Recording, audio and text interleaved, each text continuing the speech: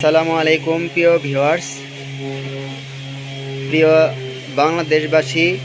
আপনারা দেখতে পাচ্ছেন একটি semi electric dental chair, Bangladeshi Chinese basin set, ceramic বাটি এবং পুরা সেটটাই চাইনিজ।